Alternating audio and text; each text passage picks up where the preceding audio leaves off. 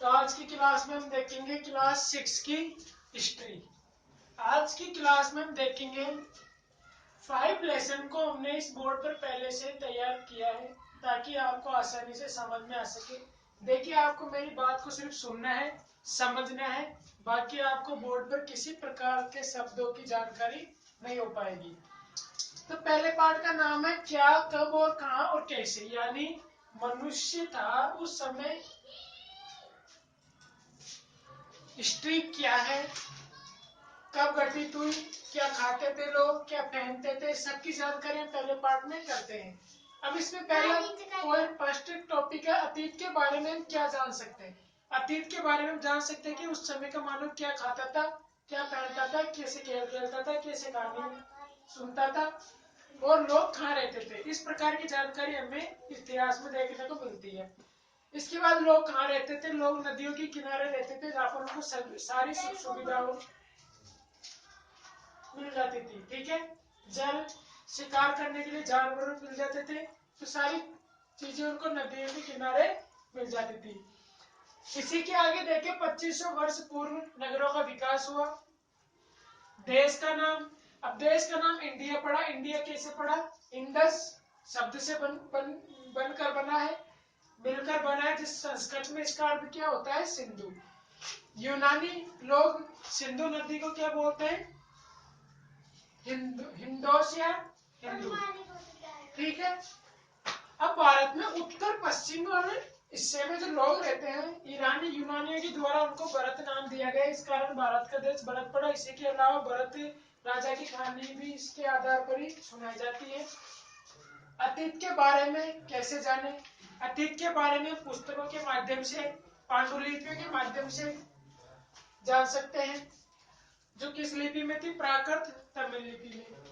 अतीत एक है या अनेक? देखिए, अतीत शब्द का अर्थ होता है बहुवचन, जो जिसमें सामाजिक, आर्थिक, राजनीतिक स्थिति का वर्णन किया जाता है। तो अतीत के बारे में सारी जानकारी दी जाती है। इसी के आगे देखें, तिथियों का मतलब क्या होता है? तिथियों का मतलब होता है ईसा मसीह के जन्म के बाद के समय और पहले के समय को बीसी और बाद के समय को एडी, ईस्वी और बिफोर क्राइस्ट। ठीक है, बिफोर क्राइस्ट यानी ईस्वी पूर्व और एडी यानी ईस्वी सन। इसी के आगे कृषि का आरंभ 8000 वर्ष पूर्व से माना जाता है। अब भारत में किरधर और सुलेमान जो दो जगह का नाम है जहाँ पर गेहूं और जौ के अवशेष हमें प्राप्त हुए हैं। इसी के आगे गारो पहाड़ियां, विंध्य पहाड़ियों से हमें चावल के अवशेष प्राप्त हुए हैं, तथा कपास के महलगढ़ से जो पाकिस्तान वाले हिस्से में स्थित है। इसी के आगे दूसरे लेसन का नाम है आखेट, खाद्य संग्रह से भोजन उत्पादन तक, यानी मनुष्य ने आखेट किया। आरंभिक जीवन में मनुष्य आखेट करना ही जानता था, उसके साथ साथ धीरे धीरे धीरे धीरे संग्रह करना सीख गया। तो ये वहां से लेकर यहाँ तक स्थिति कैसे विकसित हुई, इस सब की जानकारी लेसन 2 में देखते हैं। आरंभिक मानव कैसे था? आखेट करता था और घुमंतु जीवन जीता था, यानी एक स्थान से दूसरे स्थान पर घूमने का कार्य करता था, जीवन यापन करता था। इसी के आगे देखें, धीरे धीरे प्रारंभिक जो मानव था उसकी जानकारी हमें आखेट संग्रह से या पुराने जो पत्थर थे हड्डियों से, इसकी जानकारी हमें पुराने समय आखेट संग्रह, लकड़ियां, पत्थर से हमें आरंभिक मानव की जानकारी प्राप्त होती है। इसी के आगे रहने की जगह निश्चित कब हुई? जब धीरे धीरे उनके मस्तिष्क का विकास हुआ, धीरे धीरे उन्होंने प्रकृति को समझा, उसकी पूजा अर्चना की। प्रकृति के कुछ ऐसे तत्व हैं जिनको उन्होंने देखा, उससे कुछ लाभ हुआ और उनको देवता के रूप में उनको मान्यता दे दी। इसी के आगे वो नदी और झीलों के किनारे बसने लग गए।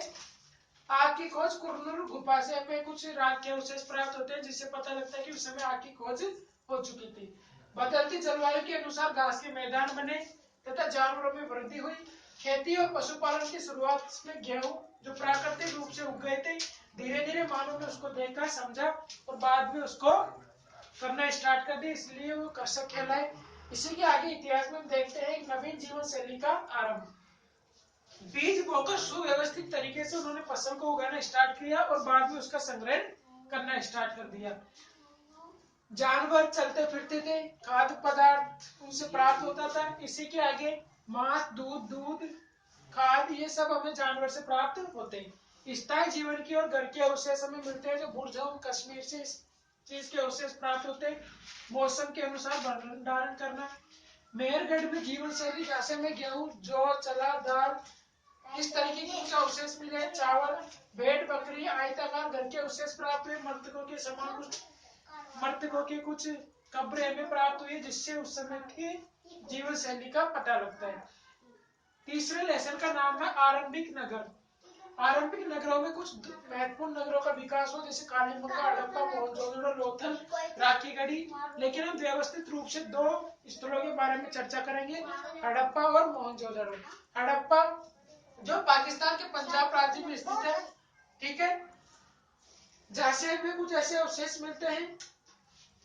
150 वर्ष पूर्व यहाँ पे कुछ रेलवे लाइन बिछाई गई, रेल की पटरियां बिछाई गई, जिससे हमें पता लगता है कि वहां पर कुछ ऐसे नगर थे, जैसे कुछ व्यवस्थित रूप से सड़कें मिली, कुछ नाले मिले, और व्यवस्थित रूप से कुछ पक्के मकानों के अवशेष हमें प्राप्त हुए। इसी के आगे हम देखें तो कालीबंगा से हमें अग्निकुंड प्राप्त हुए। अग्निकुंड क्या होता है, उस समय इस तरीके से बने होते थे जहाँ पर हवन वगैरह किए जाते थे उस आरंभिक मानव के द्वारा। इसी के आगे 1 से 2 मंजिला मकान बने होते थे। नाले जो मेल हॉल की तरह खुले होते थे। नगर और नए शिल्प, धीरे धीरे नगरों का विकास हुआ, नए शिल्प का विकास हुआ, और उन्होंने सोने, चांदी, कांसा, तांबा के औजार बनाना स्टार्ट कर दिया। कच्चे माल की खोज, तांबा का आयात राजस्थान से किया, कुछ ऐसे कच्चे मालों का आयात करना स्टार्ट कर दिया। टिन का ईरान और अफगानिस्तान वाले हिस्से से, सोने का कर्नाटक वाले स्थान से, और पत्थर गुजरात से आयात किया जाने लगा। इसी के आगे नगरों में रहने वाले का भोजन, नगरों में जो लोग रहते थे उनका जो महत्वपूर्ण भोजन था, बेर, हिरण, मछली, इस प्रकार के कुछ भोजन मानव के द्वारा किया जाता था। चौथे पाठ का नाम है क्या बताती है हमें किताबें और कब्रें। किताबें हमें क्या बताती है, उस समय का इतिहास, उस समय की सामाजिक, आर्थिक, राजनीतिक, धार्मिक, सांस्कृतिक स्थिति को प्रदर्शित करने का कार्य किताबें और कब्रें करती है। कब्रें हमें क्या बताती है, उस समय की सामाजिक स्थिति कैसी थी, भेदभाव रही थी या भेदभाव पूर्ण थी, या किस देवी देवता को मानते थे, किस प्रकार की सामाजिक व्यवस्था का ढांचा था। इस प्रकार हमें किताबें और कब्रें जानकारी करवाती है। दुनिया के प्राचीनतम ग्रंथों में एक है वेद। वेद क्या होते हैं, 4 प्रकार के वेद होते हैं, ऋग्वेद, अथर्ववेद, ऋग्वेद, सामवेद, यजुर्वेद, अथर्ववेद। वेदों के द्वारा क्या जानकारी प्राप्त करते हैं, उस समय की संपूर्ण सामाजिक, आर्थिक, राजनीतिक स्थिति का वर्णन तथा उस समय में जितनी भी बातें की गई है महापुरुषों के द्वारा, देवी देवताओं के द्वारा जितने भी नियम कानून बनाए गए हैं, सामाजिक रूप से या राजनीतिक रूप से, सभी का वर्णन वेदों में किया गया है। एक विश्वामित्र और व्यास सतलुज नदी के द्वारा जो बात की गई है, ऋग्वेद में इसके बारे में चर्चा की गई है 1028 सूक्तों में। इसी के आगे मवेशी, घोड़े रथ खींचने में काम आते थे, यदि वो जीत जाता था तो उसे मवेशी प्राप्त होता था। इसी के आगे देखते हैं लोगों की विशेषता बताने वाले कुछ ऐसे शब्द, लोगों की विशेषता बताएंगे, यानी उस जमाने में लोग क्या खाते थे, क्या पहनते थे, क्या काम करते थे, क्या उद्योग धंधे थे, किस प्रकार उनका पुरोहित थे या राजा थे, ब्राह्मण थे, क्षत्रिय थे, वैश्य थे, शूद्र थे। इस प्रकार के हम प्रारंभिक मानव के बारे में जो शब्द है, इनसे हमें पता लगा सकते हैं कि उस मानव किस प्रकार था, सामाजिक स्थिति कैसी थी। इसी के आगे खामोश प्रहरी, महापाषाण क्या होते हैं, महापाषाण से कब्रें बनाई गई, उसमें कुछ विशिष्ट लोगों को रखा गया। एक विशिष्ट व्यक्ति की कब्र मिलती है हमें इनाम गांव से। इनाम गांव से हमें क्या मिलती है, 5 कमरों के आगे एक 4 पैरों वाली एक मिट्टी की संदूक बनाई गई, उसमें एक व्यक्ति की को दफन किया गया। तो इनाम गांव से विशिष्ट प्रकार के व्यक्ति की जानकारी मिलती है, जो उत्तर की तरफ उसका सिर होता है और सीधा लेटा मिलता है। इनाम गांव से इस प्रकार की कब्र के बारे में हमें जानकारी मिलती है। क्या कुछ परिवारों में खास कब्रें गाय होती है, बिल्कुल खास कब्रें गाय होती है, क्योंकि सामाजिक रूप से समाज अमीरी और गरीबी में बटा हुआ था।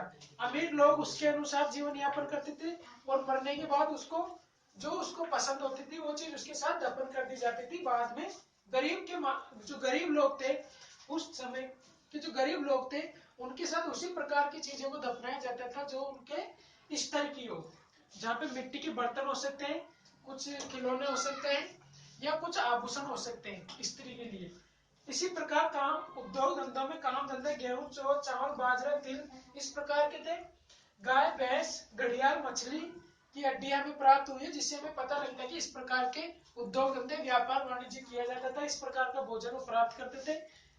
इसी के आगे कुछ फलों में बेर आंवला और खजूर के भी अवशेष प्राप्त हुए, जिससे पता लग जाता है कि उस समय इस प्रकार के फलों का उत्पादन होता था। 5 जो लेसन है, राज्य और राजा एक प्राचीन गणराज्य। राजा क्या होता था, जो वर्तमान समय में जिस प्रकार राज्य में एक मुख्यमंत्री होता है जो राज्य का संचालन चलाने का कार्य करता है, उसी प्रकार उस समय में राजा होता था जो संपूर्ण राज्य को चलाने का कार्य करता था, जनता के कार्य में संचालन करने का कार्य करता था, जनता को एक सुव्यवस्थित तरीके से दिशा निर्देश देने का कार्य करता था।